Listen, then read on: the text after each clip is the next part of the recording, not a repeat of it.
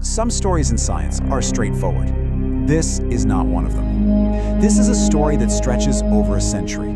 It's a tale of a phantom planet, a cosmic-sized mistake, and a world that turned out to be way more incredible than anyone ever dreamed.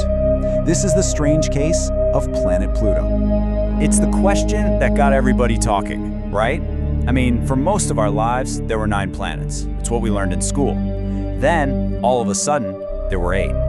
So how on earth does a full-fledged planet, a member of the Cosmic Club for 75 years, just get kicked out? For a good long while, 76 years to be exact, our map of the solar system seemed pretty stable.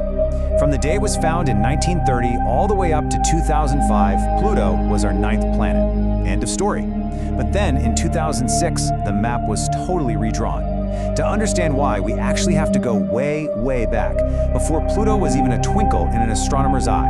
That's right, believe it or not, Pluto's story doesn't start with its discovery. It really begins about 150 years earlier, with a completely different planet, and a problem that had astronomers scratching their heads and questioning the very laws of physics. Okay, so picture this. It's the late 1700s, and astronomers have found Uranus. They start tracking its path across the sky, but something's off. Its movement just doesn't quite match up with what Newton's laws of gravity predicted. It was getting pulled and nudged by, well, something. They had 2 wild theories. Either Newton was wrong, or there was another giant invisible planet out there. So they bet on the second theory, and it paid off big time. By calculating where this mysterious gravitational pull should be coming from, they pointed their telescopes and boom! They discovered Neptune in 1846. It was this huge win for science. But here's the thing, the problem wasn't totally solved. Even after they accounted for Neptune's gravity, Uranus still had a little wobble. So, the logical conclusion, there must be another massive planet, a phantom they called Planet X, lurking even farther out in the dark. And so, the great hunt for Planet X was on. One guy, Percival Lowell, was so obsessed with finding it that he built an entire observatory just for the search. He never found it, but years after he died, the mission fell to this incredibly determined 23-year-old farm boy from Kansas आज भी named ज्ञात Clyde लोग पास Tombaugh. दुनिया के Now, सबसे Tombaugh's disturbing job was, unsolved well, it mysteries में was से एक है। mind-numbingly tedious. 9 लोग गए He'd थे take adventure photos पर of the same और patch of वापस sky सिर्फ on सवाल different आए। nights, on आप these क्या big सोचते हो? glass plates. Then Natural he'd use this disaster, machine to flick secret back and forth experiment, between the images, या कुछ just और? staring for Comment में hours, जरूर looking for any बताना। tiny little speck of light that had moved against the backdrop of stars. And then, after months of this painstaking work, he found it, a single, faint dot that had shifted its position. The whole world went wild.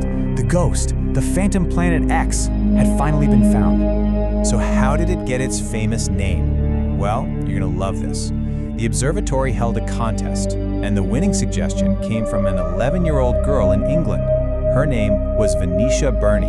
She figured since this new planet was so far away in the freezing darkness, it should be named Pluto, after the Roman god of the underworld. It was perfect, and the name stuck. But here's where our story takes a hard left turn. The whole reason they were looking for Pluto was because they needed a massive planet, something big enough to tug on giants like Uranus and Neptune. Everyone just assumed Pluto was that giant. But as our technology got better, that entire assumption began to completely unravel. At first they thought Pluto had to be about as massive as Earth. Then later they thought, okay, maybe it's more like Mars. But the real bombshell dropped in 1978 when they discovered its moon, Charon. By watching Charon's orbit, they could finally calculate Pluto's mass for real. And the result was just shocking. Pluto had less than 0.2% of Earth's mass. It was tiny. It was a cosmic pebble. There was no way it could ever affect giants like Uranus or Neptune, not even a little bit. So wait a minute, this created a brand new mystery. If Pluto wasn't the big bad Planet X they'd been looking for, then what was causing that wobble? Was the real Planet X still out there, hiding somewhere? The whole reason for Pluto's discovery was suddenly falling apart. The answer, it turns out, wasn't another planet. The solution to this century-old mystery wasn't hiding in the darkness of space. It was hiding in a simple, tiny mistake in the original math. So get this. In 1989, the Voyager 2 spacecraft flew by Neptune and got the most accurate measurement of its mass ever. It turned out the old number was just a tiny bit off, by only 0.5%. But when scientists took that new, corrected mass and plugged it back into the equations for Uranus's orbit, the wobble vanished. It was gone.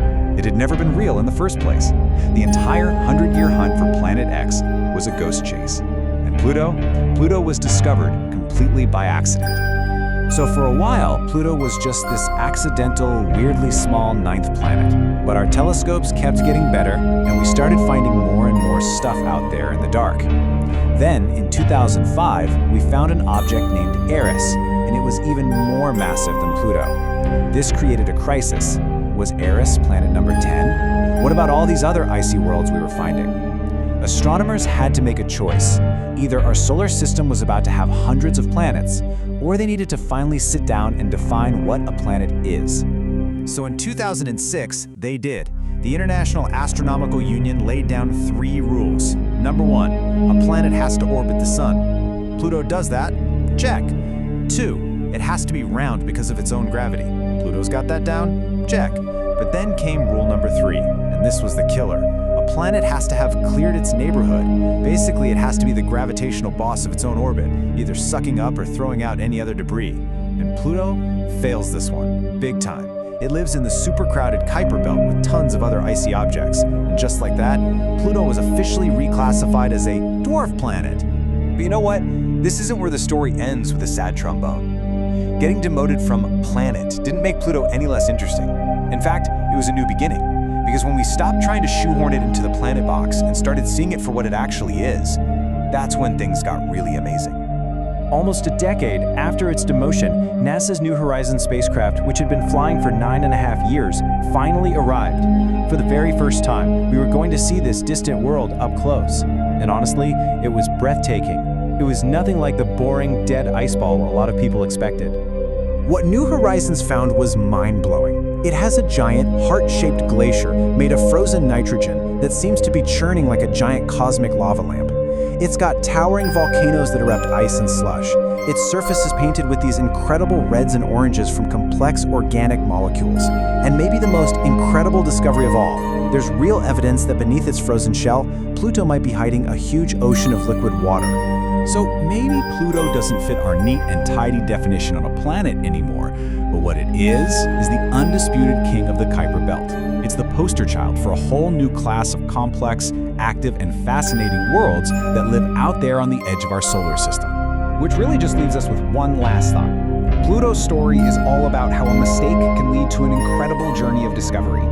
It shows us that labels can change, but the universe is always more surprising and wonderful than we expect. And it really makes you wonder, if a world this amazing was hiding in plain sight, what other wonders are still out there, just waiting for us in the dark?